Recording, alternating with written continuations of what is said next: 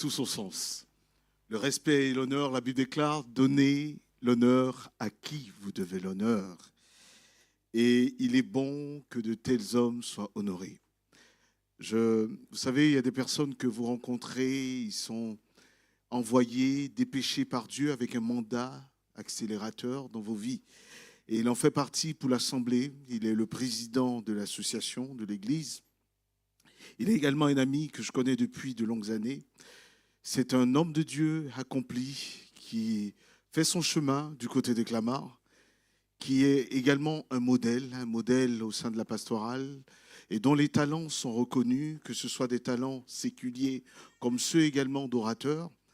Et ce matin, je l'ai sollicité pour qu'il apporte la parole, pas ce matin, mais il y a quelques jours, et il a accepté. Et il est là, je vais le laisser présenter sa complétude. Amen. J'ai nommé le pasteur Écrabé, Fabrice Écrabé. Je voudrais qu'on acclame très fort le Seigneur pour lui. Amen. Amen. Bonjour à tous. Ça va? Ouais. Très, très heureux d'être avec vous ce matin. Ce matin, je ne suis pas tout seul. Voilà. Il y a la meilleure partie de moi-même, la meilleure moitié qui est là. Donc, mon épouse Victoria, qui est là ce matin avec nous. Ben, tu peux juste saluer. Et avec Adriel, notre dernière, les deux aînés n'ont pas pu se joindre à nous malheureusement parce qu'ils avaient un autre programme. Bon, ils sont jeunes, hein, ils vivent la vie qu'ils ont. Ils avaient un culte dans une autre assemblée et puis un temps avec des amis. Mais Adriel est avec nous et je suis très heureux d'être avec vous vraiment ce matin. Merci au pasteur Narcisse pour l'invitation. Merci à la jeunesse aussi. Pour cette invitation dans ce culte de jeunesse. On est vraiment bénis de vivre ces temps ensemble. Merci vraiment aussi à toute l'équipe vraiment qui s'est joint. Que le Seigneur vous bénisse. Je vais juste prier et puis après, on va partager la parole de Dieu. Je te bénis, Seigneur, pour ces temps et je te dis merci parce que c'est toi qui nous envoie, qui nous a envoyé ta parole. Merci encore pour ce matin. Merci pour la louange, l'adoration. Seigneur, au dont tu as été le centre, Jésus. Et nous voulons maintenant, Seigneur, nous appuyer sur ta parole, l'entendre, l'écouter, la méditer, Seigneur, et afin qu'elle fasse ce pourquoi tu l'envoies, un bien à nos cœurs, à nos vies, à notre esprit. Merci, Seigneur Jésus, et que toute la gloire te revienne. Amen. Amen. Je vous invite à ouvrir la Bible dans l'Évangile de Jean, au chapitre 17, Jean 17, on va lire les 5 premiers versets. Jean 17, je vais lire dans la version Louis II, Jean 17, versets 1 à 5. Voici ce qu'il est dit. Après avoir ainsi parlé, Jésus leva les yeux au ciel et dit, « Père, l'heure est venue. Fais éclater la gloire de ton Fils pour qu'à son tour le Fils fasse éclater ta gloire. En effet, tu lui as donné autorité sur l'humanité entière afin qu'il lui donne la vie éternelle à tous ceux que tu lui as donnés. Or, la vie éternelle consiste à te connaître, toi, le seul Dieu vrai, le seul Dieu unique et véritable, et celui que tu as envoyé, Jésus-Christ. J'ai fait connaître ta gloire sur la terre en accomplissant l'œuvre que tu m'avais confiée. Et maintenant, Père, revêt-moi de gloire en ta présence. Donne-moi cette gloire que j'avais auprès de toi avant les origines du monde. Amen. Amen. C'est un peu de contexte. L'évangile de Jean, c'est le 4e évangile dans le Nouveau Testament. C'est l'évangile qui est écrit par l'apôtre Jean. L'apôtre Jean est décrit comme celui que Jésus aimait, comme un des plus proches de Jésus, comme celui qui a couru plus rapidement que Pierre au tombeau, comme l'un des plus jeunes aussi. Parce que parfois on a l'impression que la plupart de ceux qui étaient ses disciples avec Jésus étaient des hommes d'âge mûr. Mais ce n'est pas ce que la Bible dit en fait. Les disciples, c'était des jeunes. C'était même des jeunes qui sortaient même de l'adolescence, presque. Tout ça pour dire quoi? Que si le Seigneur, le Dieu Tout-Puissant, a décidé de confier ce qu'il avait reçu du Père à des jeunes, à plus forte raison, nous qui sommes là ce matin, devrions nous faire confiance à la jeunesse. Parce que nous suivons l'exemple du Père. L'évangile de Jean, c'est une œuvre riche et complexe qui s'adresse à la fois aux Juifs de l'époque, mais aussi en fait aux non-Juifs, ce qu'ils appelaient les païens.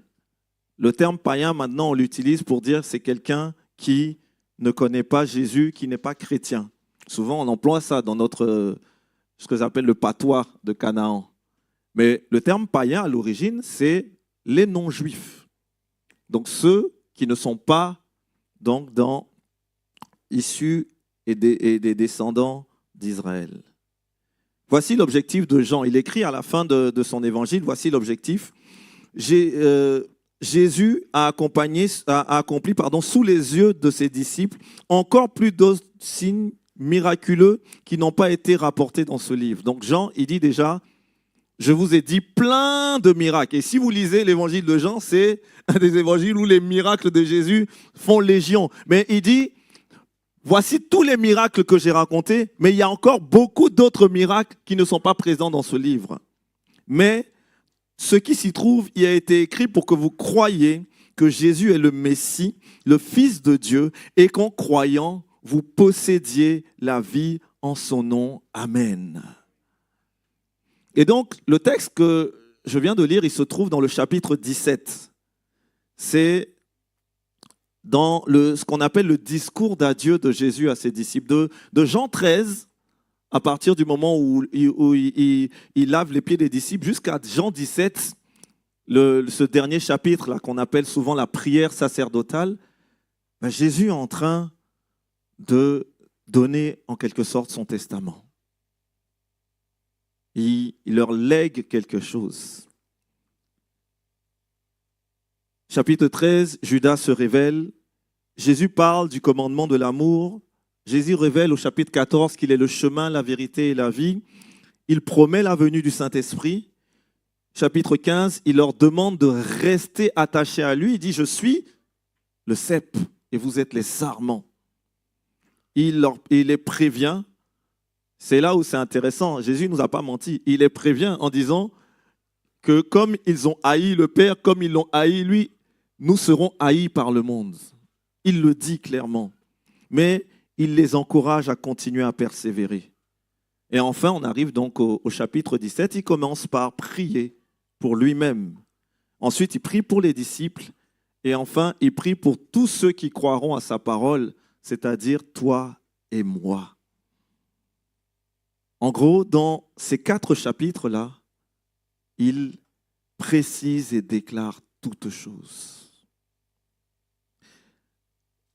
En préparant ce message, j'ai demandé à Grace quel était le thème en fait de la jeunesse et quel était le thème aussi du mois de mars. Et le pasteur Narcisse m'a confirmé que c'est connaître Dieu. Connaître Dieu. Et donc, connaître Dieu, les amis, ça passe par connaître Jésus.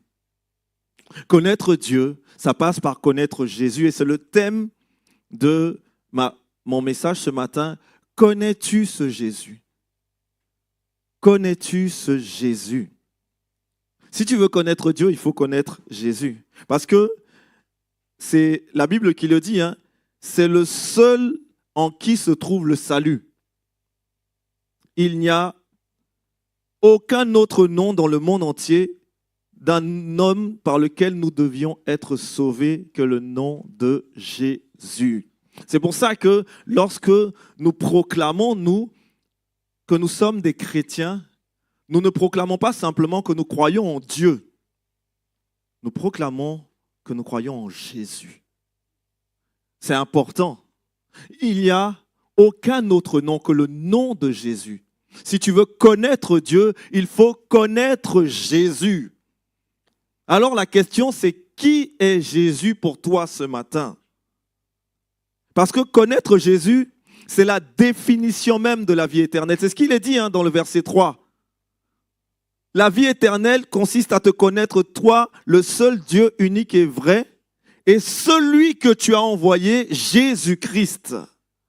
C'est-à-dire qu'il nous faut, pour pouvoir connaître la source, il nous faut connaître l'envoyé. Parfois, on veut arriver à la source sans connaître celui par lequel on doit arriver à la source. C'est comme si, on parlait tout à l'heure de protocole, vous voulez rentrer, vous avez un rendez-vous avec quelqu'un qui a une position particulière et que vous voulez accéder directement à lui. Et on vous dit non, il faut passer par là. Et vous dites non, moi je peux accéder directement, je n'ai pas besoin. Non, notre Dieu nous a dit qu'il veut être réconcilié avec nous, mais il nous a montré le chemin. Et ce chemin, c'est Jésus. C'est Jésus. Moi, peut-être que vous allez entendre beaucoup de fois Jésus dans cette prédication parce que c'est la base, c'est le thème, c'est la colonne. C'est lui qui fait tenir. S'il n'y a pas Jésus, il n'y a rien, les amis. L'objectif de Dieu, c'est de réconcilier le monde avec lui-même. Mais Paul dit aux Corinthiens, Dieu était en Christ, réconciliant le monde avec lui-même en n'imputant point aux hommes leurs offenses, et il a mis en nous la parole de réconciliation. Autrement dit, le plan de Dieu initial, c'était d'être en commun, de vivre avec toi et moi. Et la chute est venue nous séparer. Le péché est venu nous séparer de notre communion avec Dieu. Le seul moyen, la seule défense possible, la seule ligne qui était capable de nous réconcilier avec le Père, c'est Jésus-Christ. Jésus seul. C'est pour ça que nous chantons Jésus. C'est pour ça que nous prions Jésus. Parce qu'il n'y a que lui. Il n'y a personne d'autre.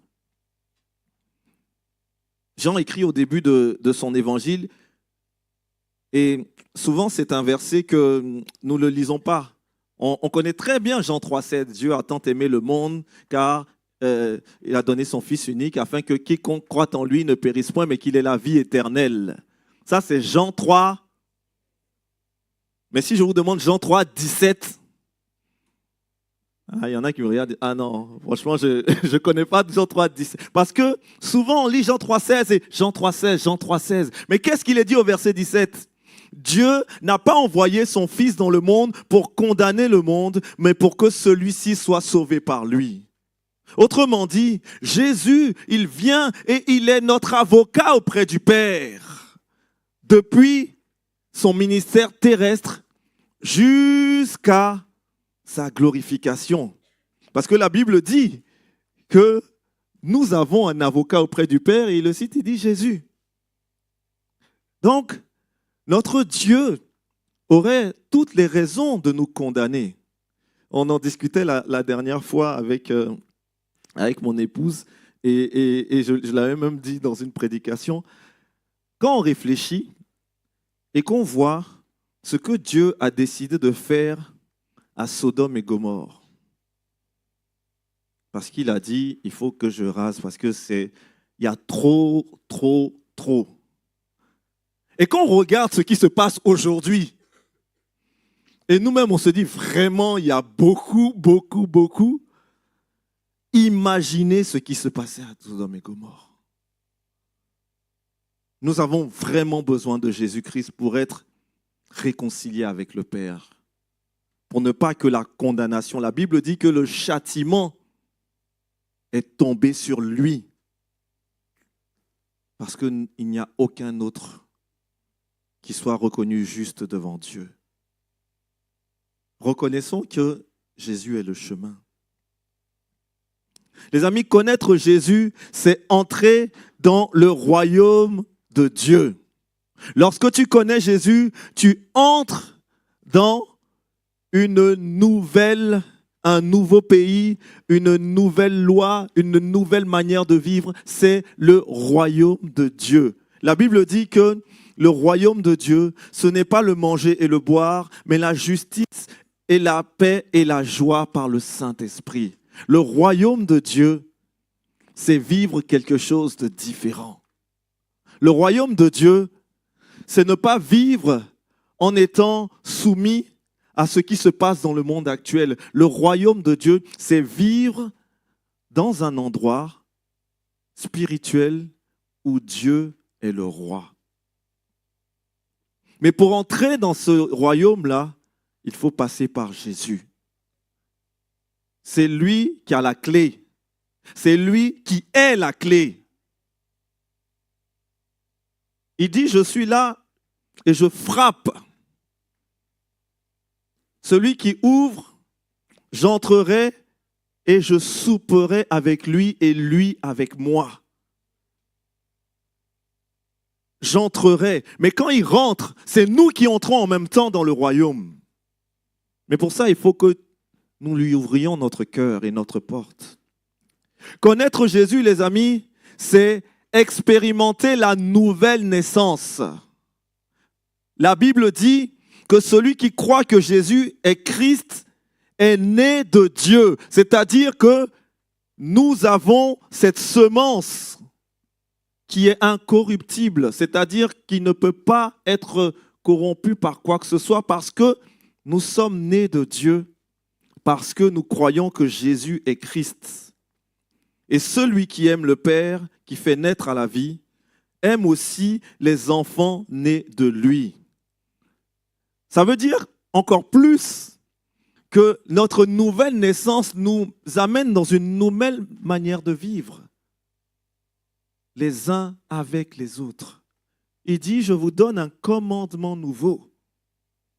Aimez-vous les uns les autres. À ceux-ci, tous connaîtront que vous êtes mes disciples si vous avez de l'amour les uns pour les autres. La nouvelle naissance change notre manière de vivre l'amour de Dieu. La nouvelle naissance nous met dans un autre système de valeurs et de pensée par rapport à celui qui est notre prochain. Et nous avons désespérément besoin de Jésus pour ça. Parce que les amis, moi je vous dis la vérité, peut-être pas pour vous, mais pour moi, mais sans Jésus, je suis incapable d'aimer les autres. Je le sais très bien. Parce que je vais avoir ma manière de voir, je serai égoïste, centré sur moi-même, avec mes propres objectifs. Mais Jésus est celui qui est venu changer la donne. Et il le change dans ta vie, pour peu que tu lui laisses entrer. C'est ce qu'il expliquait à Nicodème. Et Nicodème n'avait pas compris. Nous avons besoin de naître de nouveau. Et que cette nouvelle naissance soit réelle dans notre vie. Peut-être que ce matin, tu rentres dans ce lieu depuis des années même peut-être. Peut-être que tu es avec tes parents et que tu as entendu toutes ces choses, mais ce matin, Jésus veut te parler à toi. Parce qu'il veut que toi, tu naisses de nouveau. Peut-être que tu ne comprends même pas ce que ça veut dire, mais il va t'éclairer. Parce qu'il veut être réconcilié avec toi. L'apôtre Jean le dit dans son épître, si quelqu'un reconnaît que Jésus est le Fils de Dieu, Dieu demeure en lui et lui en Dieu. Amen. Connaître Jésus, c'est connaître les noms de Jésus. Lui-même, il dit, je suis le pain de vie. Je suis le pain descendu du ciel. Je suis la lumière du monde. Je suis la porte. Je suis le bon berger. Je suis le Fils de Dieu. Je suis la résurrection et la vie. Je suis le chemin, la vérité et la vie. Je suis le vrai cep. Je suis celui qui était et qui vient. Je suis le premier et le dernier. C'est Jésus qui le déclare. Et c'est la parole qui le dit. Je ne vais pas vous citer tous les versets parce que ça serait long. Mais Jésus déclare. Il déclare ces choses pour changer ta vie, pour changer ma vie. La Bible nous donne même d'autres noms le concernant. La Bible nous dit que Jésus est le médiateur, celui qui permet de réconcilier Dieu et les hommes, mais celui qui permet aussi de réconcilier les hommes entre eux. Jésus est notre grand berger, celui qui nous conduit. Il est notre Pâques, celui qui a pris et qui est mort à notre place. Jésus est la parole, celle qui nous fait vivre. Jésus est le premier-né d'entre les morts parce qu'il est le premier entre tous. Jésus, c'est notre grand frère. Lorsqu'on dit que nous sommes nés de nouveau, ça veut dire que Jésus devient notre grand frère parce que nous sommes nés de Dieu. Et lui, il est le Fils. Jésus est la pierre d'achoppement. Il est la pierre vivante. Il est le prince de paix. La présence de Jésus t'apporte la paix. Une paix qui surpasse toute intelligence. Une paix que le monde ne peut comprendre. Une paix que lui seul peut accorder. Peut-être que tu es dans un trouble ce matin. Viens à Jésus. Il est la paix. Il est le prophète. Il est le rejeton et la postérité de David. Il est le roi des nations, le roi des rois. Il est la sagesse de Dieu. Il est le saint de Dieu. Il est celui qui t'emmène à la sanctification. La Bible dit que sans la sanctification, nul ne verra le Seigneur. Nul ne verra Dieu. Tu veux être sanctifié, tu vas à Jésus. Parfois, on a besoin de revenir à Jésus pour être sanctifié, mais nous, on se met loin de Jésus. Et on se dit, je vais me sanctifier et puis après je vais revenir. Ce n'est pas comme ça que ça marche, mon ami. Là où tu es, dans le trou noir, là où les ténèbres là, commencent à peser, c'est là que Jésus veut venir te chercher. Parce que lorsqu'il est la lumière chasse les ténèbres. Il faut comprendre que les ténèbres, c'est l'absence totale de lumière. Mais dès qu'il y a une petite lumière, il n'y a plus de ténèbres. Lorsque tu laisses Jésus, même dans ton imperfection, même dans ton péché, même dans ta salissure, même dans ta souffrance, dans ta difficulté, tu lui laisses une petite place, il transforme cela. Parce qu'il est là. Et c'est lui qui va transformer. Ce n'est pas moi qui vais me transformer pour être conforme à ce qu'il attend de moi. C'est lui qui me transforme pour que je sois conforme à ce qu'il attend de moi. Mais il faut que j'aille à lui. Il ne faut pas que je reste, moi, dans tout ce qui me morfond. Et j'ai besoin de comprendre ça. Jésus est le Seigneur de gloire, le Seigneur des seigneurs. Jésus, il peut tout faire. Il est tout puissant. Il n'y a rien ni personne qui égale sa puissance. Jésus est le souverain sacrificateur, le témoin fidèle. Il est la tête. Il est la tête de l'Église qui est son corps. Jésus est le Tout-Puissant. Il est l'admirable conseiller. Tu laisses Jésus dans ta vie, les conseils dont tu as besoin, il va te les donner. C'est de Jésus dont il s'agit. Tu n'as pas besoin de conseils de qui que ce soit d'autre que de Jésus. Il va peut-être passer par quelqu'un, par ton pasteur, par un frère, par une sœur, mais c'est Jésus. Lorsque Jésus parle, tout ce qui vient, ça vient pour confirmer ce qu'il a déjà dit. Tu n'as pas besoin d'avoir une quelconque révélation différente de ce que Jésus a déjà dit. Et 90-95% de ce que Jésus a dit se trouve dans sa parole. Tu veux avoir la révélation de Dieu? Lis la Bible. Tu n'as pas besoin d'aller quelque part d'autre. Assieds-toi, prends ta Bible, prends un carnet, note, prends des fluos, surligne. Je ne comprends pas, reviens, rumine, regarde. Mais tu veux dire quoi, Seigneur? Qu'est-ce que tu veux me dire? Prie, laisse le Saint-Esprit agir. Et Jésus va se révéler. Parce que son désir, c'est de se révéler. Il ne vient pas pour nous condamner, donc il veut se révéler. Jésus est l'agneau de Dieu, il est l'alpha et l'oméga, il est notre ami, il est l'encre de notre âme. Jésus est l'auteur de la foi. C'est parce que Jésus est venu que je crois et que tu crois, mon ami. Il ne serait pas venu, nous ne croyons pas. Jésus est le berger et le gardien de nos âmes. Il garde nos âmes. Jésus garde ton âme.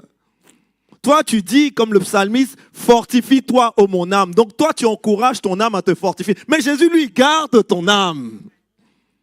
Il faut que tu comprennes la position dans laquelle tu es. Il est là et il tient ta vie entre ses mains.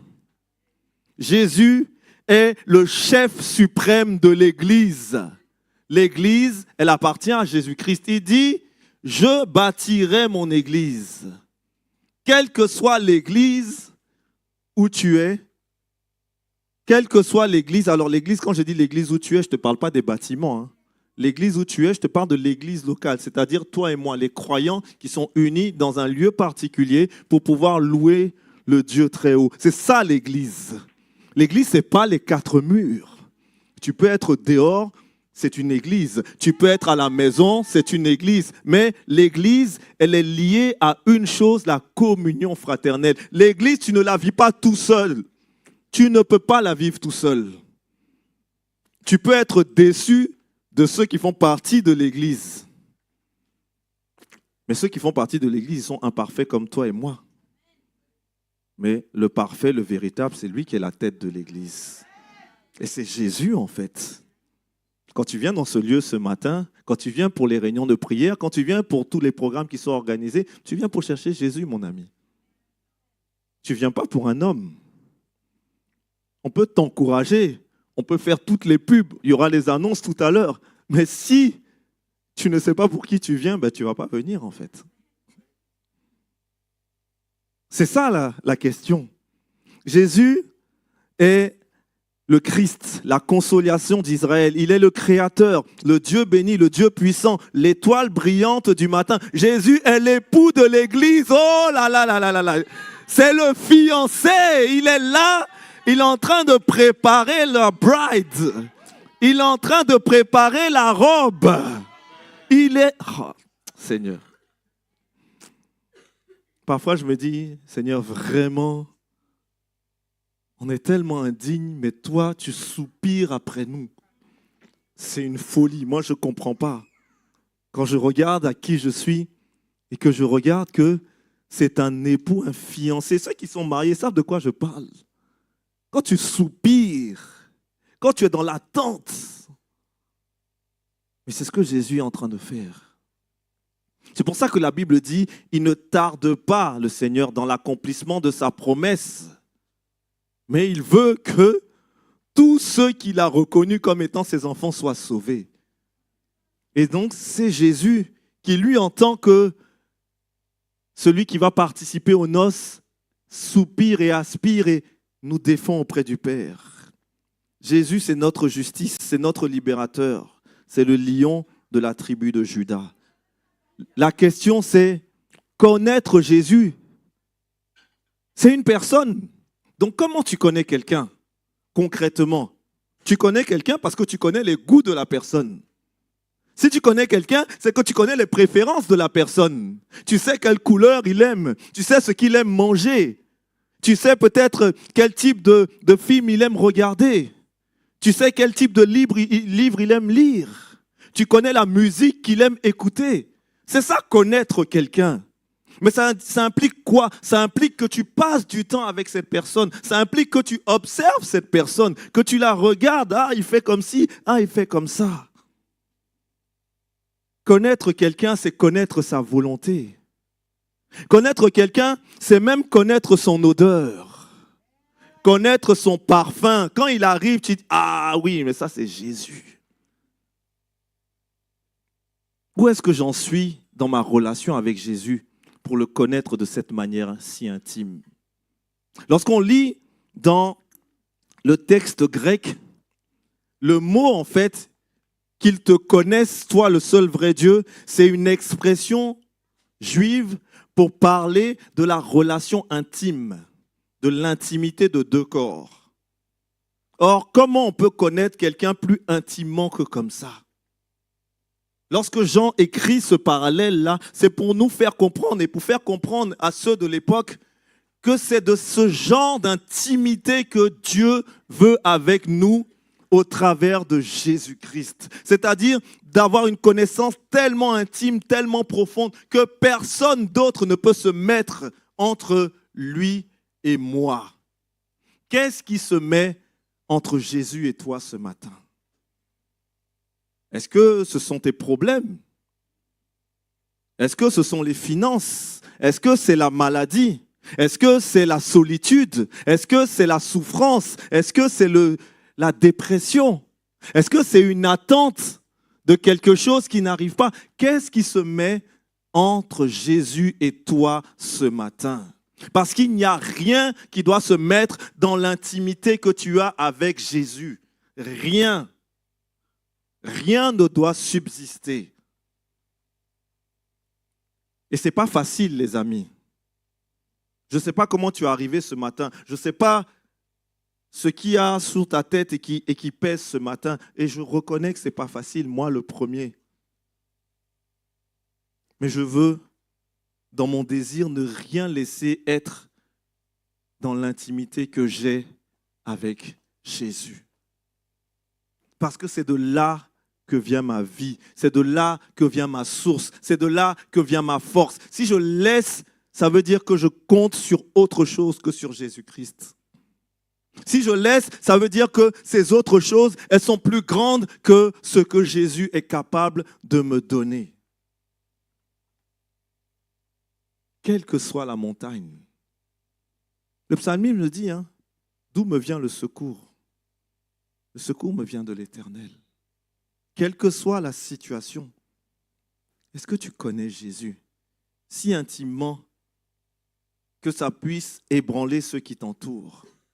Que, je ne sais pas moi, vous êtes dans une situation où il y a un plan social dans votre entreprise et on va licencier tout le monde et que toi tu es serein et que les gens se disent mais toi tu n'es pas en train de te révolter, tu dis non, moi je sais en qui j'ai cru.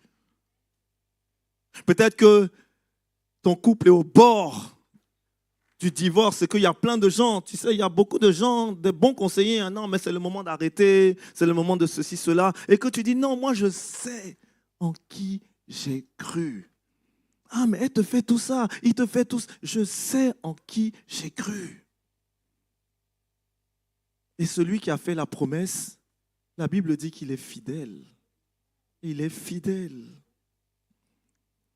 Alors la question c'est, où est-ce que je vais? Est-ce que je vais toujours à la source? Il dit connaître le seul vrai Dieu. Quel Jésus je connais? Est-ce que Jésus est mon sauveur? Est-ce que Jésus est mon sauveur? Est-ce que je compte sur lui? Est-ce que je mets en lui ma confiance? Parce qu'il ne s'agit pas juste de dire je crois que Jésus est mon sauveur. Ce n'est pas une assurance vie, ce n'est pas une assurance spirituelle, c'est un style de vie. Lorsque je crois que Jésus est mon sauveur, je vis avec un sauveur. Je compte sur un sauveur, je fais confiance à ce sauveur. Il est capable d'aller dans les plus grandes difficultés. Il est capable de me conseiller lorsque je dois prendre des décisions tellement importantes. Et en plus de ça, Jésus, il dit ce qu'il va faire et il fait ce qu'il a dit. Lorsque Jean dit Et il écrit, avant de faire cette prière-là, il dit, je vous enverrai quelqu'un, je m'en vais parce qu'il est avantageux pour vous que je m'en aille, mais je vous enverrai quelqu'un, le Saint-Esprit.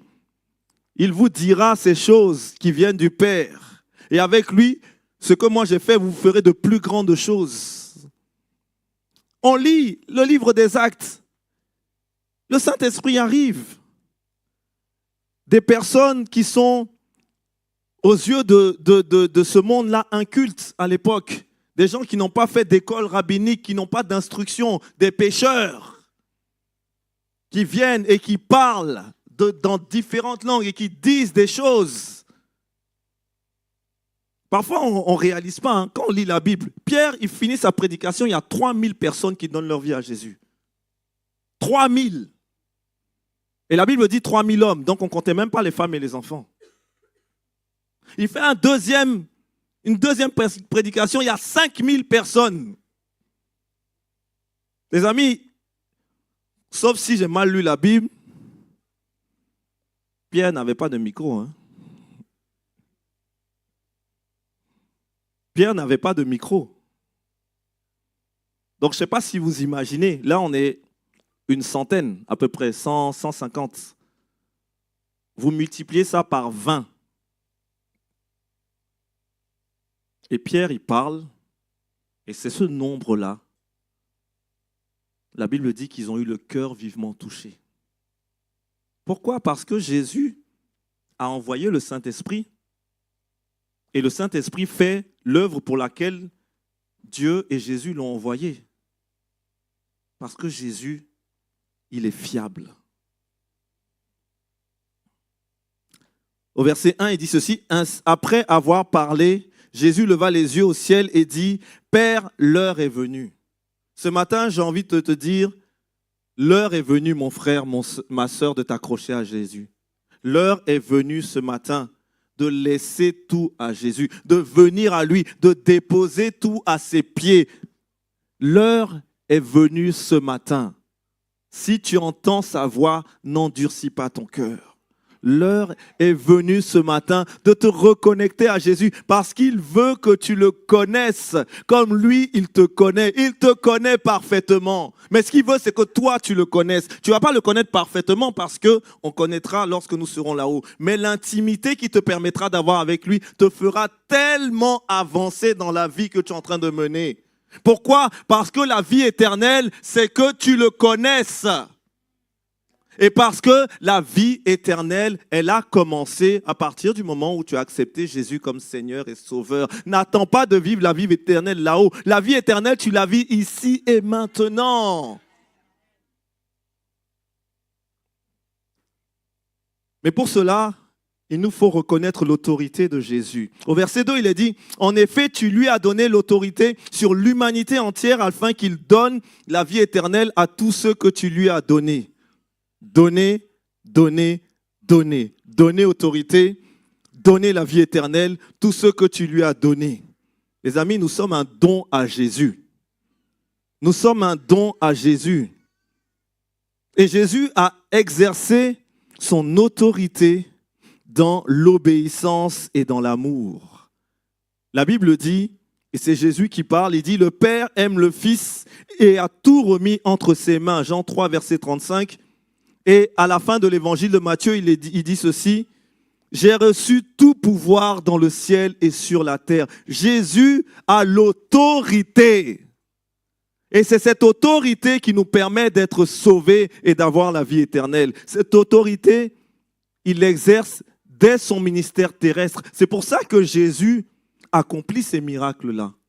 Mais Jésus avait compris que l'autorité du Père devait être reconnue parce qu'il devait accomplir l'œuvre qui lui était donnée de faire. Au verset 4, il dit, « J'ai fait connaître ta gloire sur la terre en accomplissant l'œuvre que tu m'avais confiée. » Jésus, dès son plus jeune âge, la Bible dit, « Je viens pour m'occuper des affaires du Père. » Jésus, il savait dès le départ ce qu'il devait faire. Il est parti et il est resté dans cette ligne droite. Au verset 7 de l'évangile de Jean, il est dit ceci: celui qui parle en son propre nom recherche sa propre gloire. Mais si quelqu'un vise à honorer celui qui l'a envoyé, c'est un homme vrai, il n'y a rien de faux en lui. Les motivations de Jésus, c'était d'obéir et de servir le Père. Quelles sont nos motivations, les amis? Qu'est-ce qui t'anime concrètement? Peut-être même dans le ministère que Dieu t'a donné ou qu'il est en train de te révéler. Qu'est-ce qui t'anime? Il y a une expression chez nous qui dit: quand on t'envoie, il faut savoir t'envoyer. Qu'est-ce qui t'anime? Qu'est-ce qui t'envoie? Qu'est-ce qui brûle dans ton cœur? C'est quoi tes motivations? Parce que si tes motivations ne sont pas sous l'autorité de Jésus, sous l'autorité du Père, ben ça va brûler. Ça ne va pas rester, mon ami. Paul nous dit et il nous met en garde et dit: faisons attention. Et lui-même, il traite durement son corps et il fait attention. Pourquoi? Pour ne pas être disqualifié après avoir prêché l'évangile. C'est-à-dire que tu peux y aller, tu peux prêcher, tu peux être rempli de zèle. Mais si tes motivations ne sont pas pures, quand ça va pourrir, ça va sentir. Et ça ne sera pas joli à voir. Et ça sera triste pour toi, ça sera triste pour moi, ça sera triste pour Jésus. Le Saint-Esprit sera attristé. Quelle est ta motivation? Nous n'avons qu'une seule motivation, les amis. À partir du moment où nous sommes rentrés dans le royaume, c'est faire la volonté du Père. Point. Il n'y a aucune autre motivation. Il n'y a rien d'autre qui doit tenir dans notre vie, dans notre cœur, que de faire la volonté de Dieu. Tu veux réussir dans ta vie ou tu veux réussir ta vie? C'est deux choses complètement différentes. Si tu veux réussir ta vie, elle est en Christ. Paul disait aux Colossiens: et votre vie est cachée avec Christ en Dieu. Tu veux réussir dans la vie, mon ami, va réussir dans la vie, mais il y a beaucoup de gens qui ont réussi dans la vie, mais qui n'ont pas réussi dans la mort, hein, parce qu'on va tous mourir. Il est réservé aux hommes de mourir une fois, et après quoi vient le jugement. Donc, quelle est ta motivation? Pourquoi tu cours? Qu'est-ce qui brûle dans ton cœur? C'est ça que Jésus interroge lorsqu'il dit: toute autorité, il lui a donné toute autorité. Parce que Jésus connaissait sa motivation. Jésus est un exemple. L'auteur de l'Épître aux Hébreux dit ceci: en effet, nous n'avons pas un grand prêtre qui serait incapable de compatir à nos faiblesses. Au contraire, il a été tenté en tout moins comme nous le sommes, mais sans commettre de péché. Autrement dit, Jésus, à un moment donné, même dans le jardin de Gethsémani, il a dit: Seigneur, si tu pouvais éloigner de moi cette coupe. Mais après, il dit: non pas ma volonté, mais la tienne. Jusqu'où es-tu prêt? Jusqu'où es-tu prête à laisser la volonté de Dieu s'exprimer au travers de toi? Qu'est-ce qui bloque? Quel est le jardin secret où Jésus n'a pas cité? Qu'est-ce qui empêche que tu sois un canal complètement transparent pour donner fidèlement ce que tu as reçu de Dieu? La Bible dit que nous avons été donnés à Christ. Donc toi, même ton voisin, ta voisine, ils sont donnés à Christ. Regarde ton voisin ou ta voisine. Regarde, non mais regarde-le vraiment. Parfois on dit regarde et puis en fait les gens se regardent. Regarde-le bien, prends un peu le temps de regarder. C'est une personne qui a été donnée à Christ. Peut-être il t'a énervé ce matin. Peut-être vous vous êtes pris la tête dans la voiture. Peut-être vous êtes arrivé dans le bus. Vous êtes mal regardé. Oui, je te regarde. Non, mais on dit de regarder son vis-à-vis. Non, je te regarde. Moi, je suis transparent. Hein. Des fois, quand ça ne va pas, ça ne va pas. C'est comme ça. Non, ce n'est pas que ça ne va pas. Il ne faut pas aller...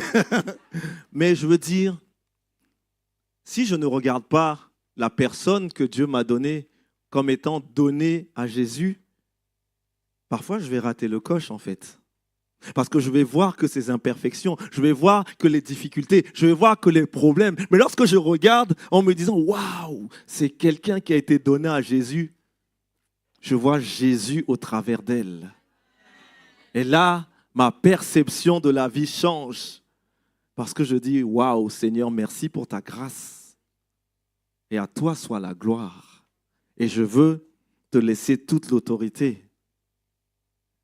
Jésus est passé par toutes ces souffrances-là. La Bible dit que c'est un homme de douleur qui est habitué à la souffrance. Donc, ce que tu as connu, mon ami, Jésus a connu. Il n'a juste pas péché. C'est pour ça que ça peut n'être que le meilleur avocat auprès du Père pour toi et moi. Et c'est pour cela que Dieu lui a donné l'autorité. Parce qu'il est allé jusqu'au bout.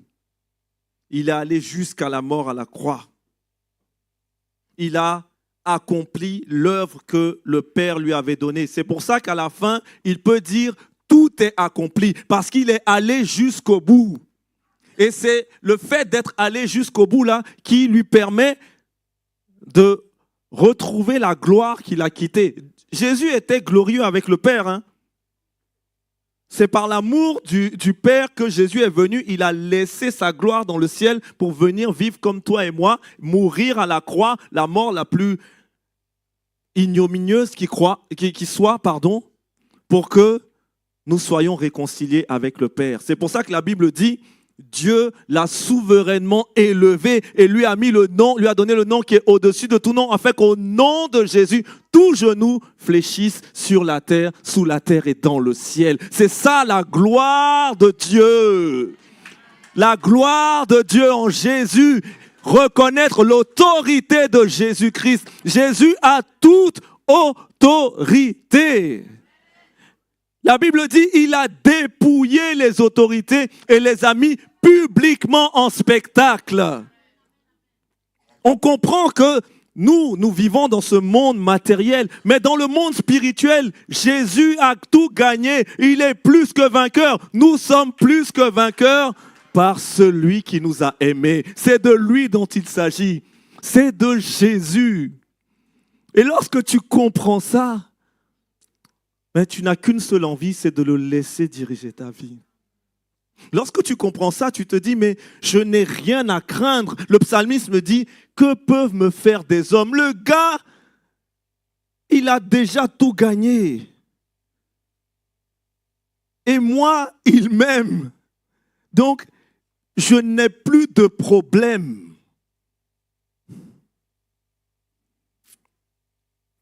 La question c'est, est-ce que Jésus est ton Seigneur? Parce qu'on a dit Jésus est ton sauveur, mais est-ce qu'il est ton Seigneur? C'est-à-dire, est-ce qu'il a autorité sur ta vie?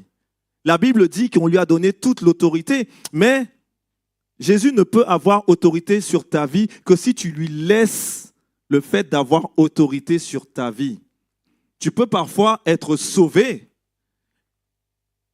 mais ne pas laisser la seigneurie de Jésus s'exprimer dans ta vie. Tu peux parfois déclarer, oui, je suis en Dieu, mais continuer à vouloir prendre tes propres décisions, continuer à vouloir diriger ta vie. Eh bien là, Jésus n'est pas ton Seigneur. Hein. Il est ton sauveur, certes, mais il n'est pas ton Seigneur. Parce que lorsqu'il est ton Seigneur, les œuvres qu'il t'a donné d'accomplir, ben tu cours dans ces œuvres-là pour les accomplir pour la gloire de son nom. Et parfois, ça coûte, les amis, ça coûte de se soumettre à l'autorité de Jésus. Ça coûte. Tu vas être incompris. Tu vas faire et prendre des décisions que les hommes vont te dire, mais tu es idiot. Tu n'as rien compris de la vie. Tu as laissé tout ça là. Tu étais PDG, tu gagnais, je ne sais pas combien. Tu as laissé tout ça, pourquoi? Pour suivre qui? Jésus.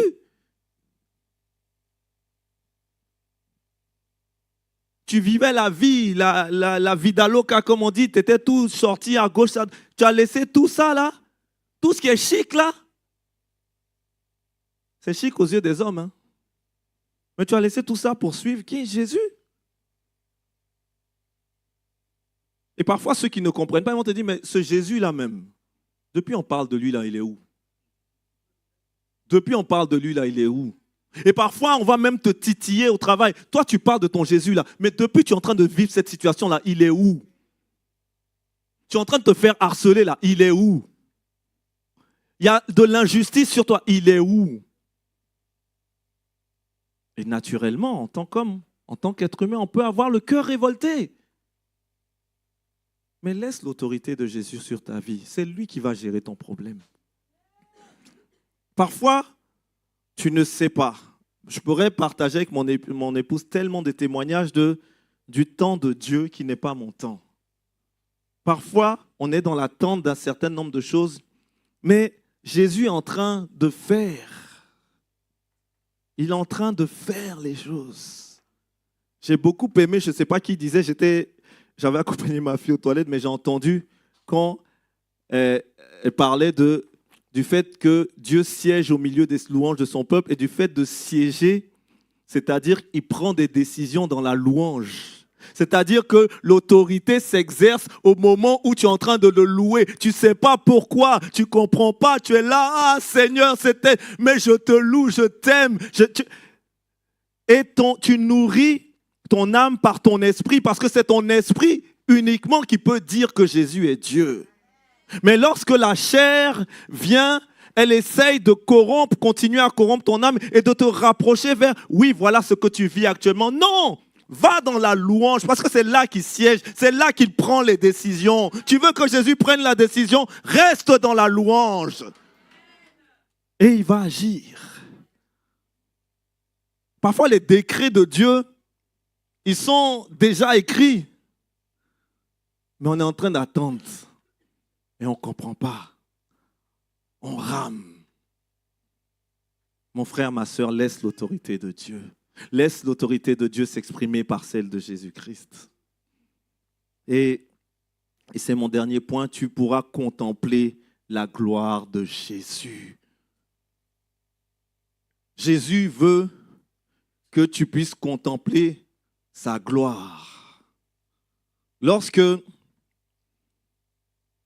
vous lisez, si vous avez l'habitude de lire la Bible, vous voyez qu'il y a un homme qui s'appelle Moïse qui dit « Fais-moi voir ta gloire ». Et qu'est-ce que dit l'Éternel? Il dit « Tu ne peux pas voir ma gloire et vivre ». Il dit ça, hein? Mais là, Jésus, il dit quoi? Fais éclater la gloire de ton fils pour qu'à son tour, le fils fasse éclater ta gloire. La prière de Jésus, c'est comme une démonstration. C'est une prière qui est très particulière. C'est-à-dire que la gloire à laquelle l'ancienne alliance ne pouvait pas avoir accès, nous avons accès à cette gloire-là. Et cette gloire-là, elle se manifeste par le Fils qui fait éclater sa gloire. Et comment le Fils fait éclater sa gloire? Dans l'humilité, en allant jusqu'au bout et sur la croix. Vous comprenez que la manière dont nous, les hommes, nous pouvons imaginer la gloire et la manière dont Dieu imagine la gloire est complètement différente. La gloire de Dieu s'exprime dans l'obéissance. L'obéissance à sa volonté. Tu veux voir la gloire de Dieu dans ta vie? Obéis-lui. Tu veux voir la gloire de Dieu dans ta vie? Obéis-lui. Tu ne comprendras même. Obéis seulement. Tu vas voir. Crois que Jésus est allé jusqu'au bout et tu verras. Je suis sûr que si j'ai des conversations particulières avec chacun d'entre vous, chacun va me dire, j'ai expérimenté concrètement la gloire de Dieu. J'ai vu Dieu se glorifier dans ma vie. Mais une des règles du royaume de Dieu, une des lois spirituelles, c'est que la gloire de Dieu, c'est la gloire de Dieu. C'est la gloire de Dieu. À partir du moment où un être humain veut s'attribuer la gloire, ça ne devient plus la gloire de Dieu. Le caractère glorieux disparaît parce que Dieu ne partage pas sa gloire. Même à Jésus, il n'a pas partagé sa gloire. Parce que la gloire de Jésus, elle était déjà là bien avant avec le Père. Il faut comprendre ça. Jésus, il revient au ciel pour récupérer sa gloire. Mais la gloire du Père, il ne la partage pas. La gloire de Dieu, elle n'est pas là pour être partagée et pour qu'on puisse se glorifier de quoi que ce soit. Qu'as-tu que tu n'aies reçu, dit la parole de Dieu? Tout ce que tu peux imaginer et voir, ce n'est pas toi qui as pu produire de tes propres mains ou de ta propre intelligence. Tout don, toute grâce, il vient où? Du Père d'en haut, de celui dans lequel il n'y a ni changement ni ombre de variation. C'est Dieu, c'est sa gloire à lui. Fais éclater la gloire de ton Fils pour qu'à son tour, le Fils fasse éclater ta gloire. Et Père, maintenant, revêt-moi de gloire en ta présence. Parce que l'obéissance à Dieu, elle paie toujours. L'obéissance à Dieu paie toujours. L'obéissance vaut mieux que les sacrifices.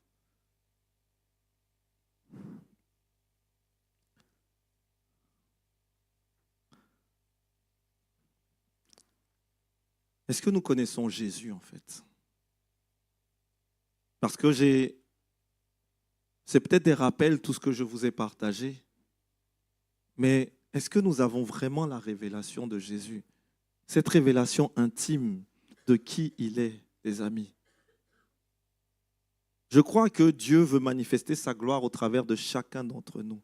La Bible dit que Dieu ne fait exception de personne. Je crois que Dieu veut t'utiliser pour sa gloire. Je crois qu'il n'attend que ça. Quelle est ta disposition de cœur? Quelle est ta motivation? Pourquoi tu veux que Dieu t'utilise? Posons-nous ces vraies questions-là. Les amis, parfois ça fait mal. Hein? Parfois le Saint-Esprit va venir éclairer. Il va dire, tu veux voir ma gloire, tu veux me connaître, mais bam! Il te met une grosse lumière sur quelque chose. Et c'est là où il y a cette dynamique de dire, soit je rentre dans la rébellion en disant, mais non, moi je suis conscient de truc. Soit je m'abandonne à lui et je lui dis, Seigneur, à toi soit toute la gloire. Jésus, à toi soit toute la gloire. Ce message, il n'est pas destiné à une catégorie de personnes. Il n'est pas destiné à quelqu'un qui est mature dans la foi et qui va comprendre, qui va faire les liens, etc. Il n'est pas destiné à un jeune ou une jeune qui est en train de vivre dans sa vie avec des tribulations, des difficultés. Il n'est pas destiné à un enfant qui est là dans ce lieu et qui entend des mots qu'il ne comprend peut-être pas, etc. Ce message, il est pour chacun de nous. Moi, le premier. Une des règles que j'ai apprises quand j'ai commencé ma formation pastorale, c'est que la première personne à laquelle tu prêches, c'est toi-même. Donc si ce que tu prêches là, tu ne peux pas l'appliquer à toi-même, mon ami, descend de l'estrade. Est-ce que je connais Jésus? Est-ce que je sais qui il est? Est-ce que je sais ce qu'il a fait dans ma vie? Est-ce que je comprends pourquoi il est mort et ressuscité? Est-ce que les noms que j'ai cités là, c'est des choses qui s'appliquent dans ma vie concrètement? Qui est Jésus pour moi? Quelle est mon intimité avec lui? Qu'est-ce qui peut-être me sépare de lui ce matin? Ce sont ces questions-là que je vous laisse. Peut-être que vous n'allez pas forcément y répondre aujourd'hui, mais prenons note, gardons-les dans notre cœur pour revenir peut-être là-dessus. Pour ce mois de mars, le désir de votre pasteur, c'est connaître Dieu encore plus. Le désir de cette année pour la jeunesse, c'est être des disciples matures. La maturité grandira avec la connaissance encore plus intime de qui est Jésus. Tu veux grandir. Tu veux être ce disciple. Connais Jésus. Prends du temps avec lui. Développe ton intimité, ta relation avec lui. Connais ses goûts. Il faut que tu saches ce qu'il aime et ce qu'il n'aime pas. Il faut que tu puisses goûter. Il dit, voyez, goûtez comme l'Éternel est bon. Il faut que tu dégages le parfum de Christ parce que tu auras reconnu son parfum. Pour que toi, lorsque tu passes, on reconnaisse le parfum de Jésus. La Bible dit que c'est une odeur de vie pour ceux qui ont la vie et une odeur de mort pour ceux qui ne sont plus dans la vie ou pas encore dans la vie.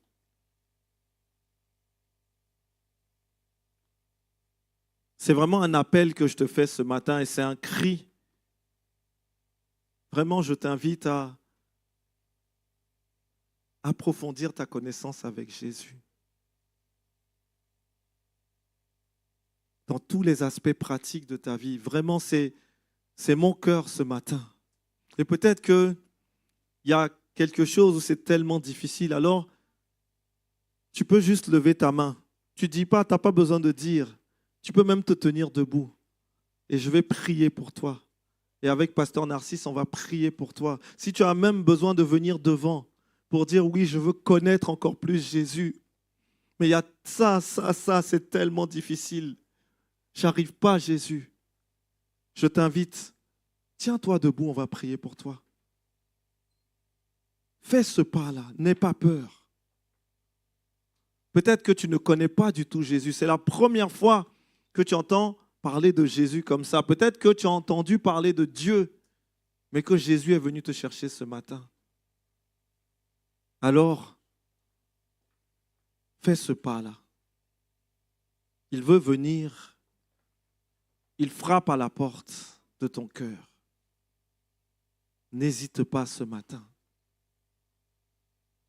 Peut-être que ça fait longtemps que tu connais Jésus, que tu marches avec lui, mais que tu souhaites une révélation encore plus profonde de qui il est pour toi.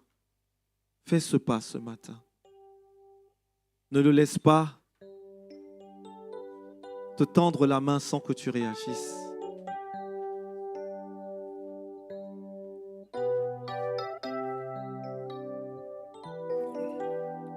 La jeunesse disait qu'ils avaient des dons et des talents qu'ils mettaient au service de Dieu. Peut-être que tu as un don et un talent. Peut-être toi tu es jeune là ce matin et que tu as besoin que ce don et ce talent soient à nouveau ravivés pour le Seigneur. Alors viens, on va prier pour toi. Pour que cette révélation